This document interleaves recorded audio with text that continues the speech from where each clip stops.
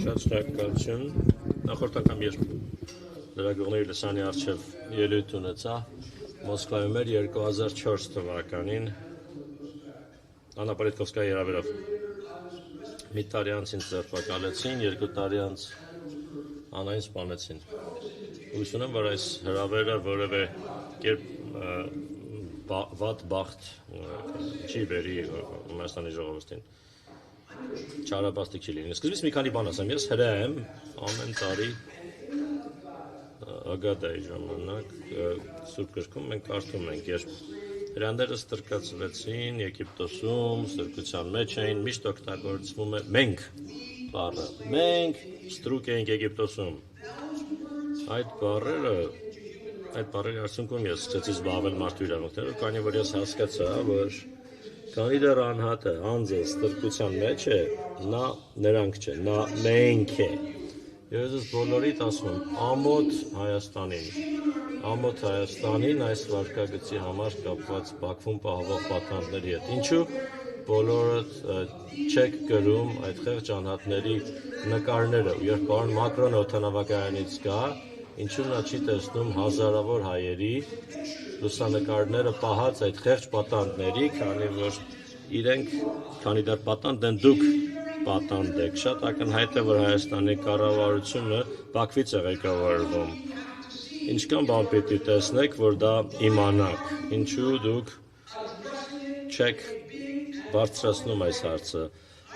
Հրապարակավ եւ ծավալուն։ Ես ընդդիմության առաջնորդներից մեկի ներկայացուցիչն եմ։ Նա իր տնից չի կարող դուրս գալ, իսկ նրա հանցագործությունն էր 1700-ամյա եկեղեցին պաշտպանելը։ 3 տարի է արդեն, ինչ ես 3 տարի պաշտպանել եմ ուկրաինական ուղղափառ եկեղեցին, ավտորիտար մի առաջնորդից, պարոն Զելենսկուցով գալու է այստեղ։ Եվ ես կասեմ մի բան։ 3 տարվա կռվելուց հետո, 3 տարի հրանաների ծեծերը դատապարտելուց հետո, եկեղեցիներից կողանալ, Ուկրաինայի կառավարությունը փոխվել է։ Իրենք հայտարարել են, որ ճանաչում են եկեղեցին որպես Ուկրաինայի եւ ոչ թե Ռուսաստանի հիմնարար արժեք։ Սա ահռելի փոփոխություն է։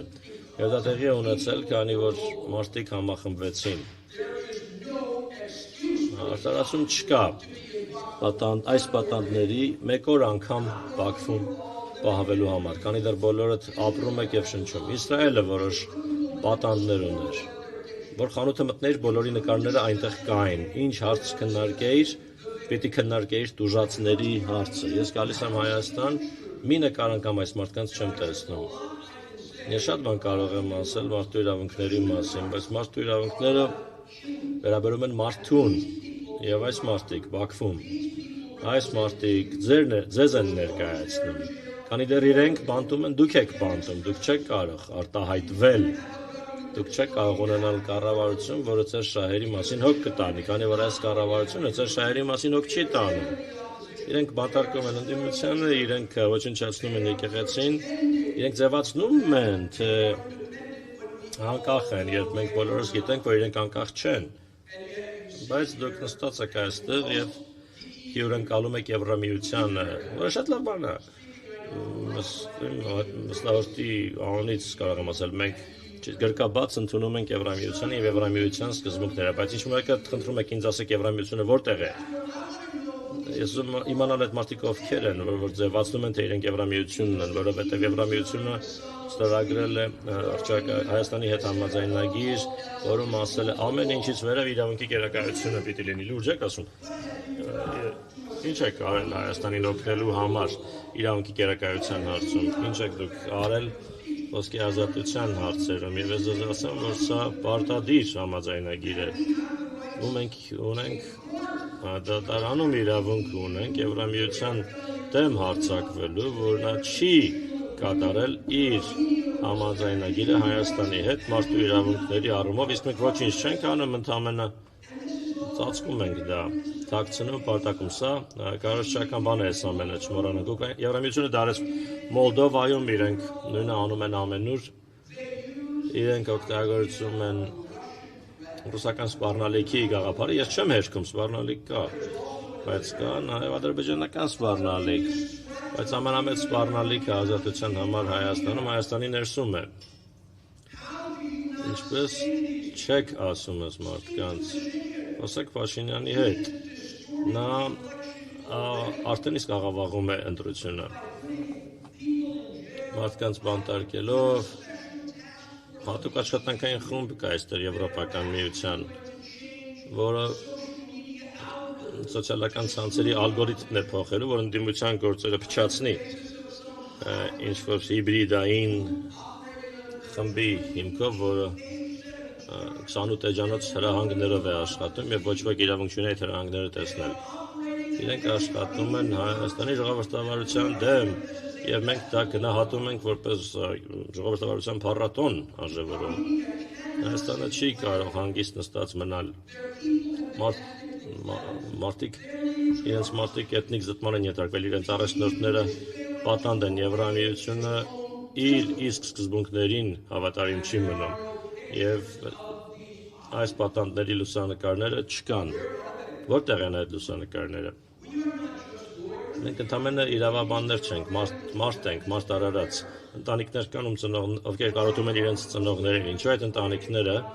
շքերթ հիմա չեն անցկացնում փողոցներում, որ երբ Եվրամիության այդ բարձրաստիճան պաշտոնյաները գան, ստիպված լինեն անցնել պատանդների լուսանկարների կողքով։ Ահա, մարդու իրավունքների ակտիվիստները ամբողջ աշխարհում նման բաներ են անում։ 8 երկրներում ինձ արգելել են մուտքը։ Ես կարող եմ ասել, ինչպես ենք բոլոր այդ երկրներում մենք գրիվ տվել, Հայաստանը պետք է իր նստած դիրքից վեր կենա և քայլեր ձեռնարկի, որոնցով պարզ կդառնա, որ երբ շարունակում ես թույլ տալ, որ պատանդներ անմարդկային վիճակում մնան, և ես բարձր եմ գնահատում ՄԱԿ-ի աշխատանքային խմբի դեմ հարձակում, այնտեղ այն անձի հետևից գնացիք, ով ակնհայտորեն այդ անձը անկախ չէր։ Նույն այդ մարմնի կազմում մենք վերջերս Տանզանիայի դեմ մի գործ շահեցինք, մի գործ էլ շահեցինք Ուգանդայի դեմ, Ուգանդան ու Տանզանիան համագործակցության կազմակերպությունից դուրս էին շպրտվելու։ Շատ բան կարելի է անել, դատարան գնալուց զատ։ Շատ բան, որ կապված է մարդու իրավունքների հետ, ազատության հետ, կրոնի ազատության հետ։ Ձեր կյանքի ամենակարևորագույն, ամենակարևոր սկզբունքներն են հարձակման ենթարկվում։ Կաթողիկոսը պարզապես անհատ չէ, նա ձեր պատմության ներկայացուցիչն է, ձեր լեզվի, ձեր մշակույթի, ամեն հարձակում նրա նկատմամբ, հարձակում է ձեր նկատմամբ և դուք լուռ եք մնում։ Դա անընդունելի է։ Այսպես չէ, որ պետք է մարդու իրավունքները պաշտպանել, որ Սիրանուշի և մի քանի այլ իրավաբաններ միայն դա անեն։ Պետք է խաղաղ օրենքի շրջանակում դուրս գանք փողոց և երթեր անցկացնենք և լուսանկարները տանենք և ցույց տանք աշխարհի առաջնորդներին, որ մենք չենք նստելու, երբ մեր եղբայրները և քույրերը պատանդ են պահում այլ երկրներում։ Քաղաքական փոփոխություն այդպես չէ, որ տեղի է ունենում։ Ընտրություն տեղի կունենա այստեղ 1 ամսից։ Որ աշխարհում կարող է այս միջոցառումը, որը հիմա Երևանում տեղի ունենա, որ աշխարհում կարող է սա չհամարվել քաղաքական միջամտություն, որ աշխարհում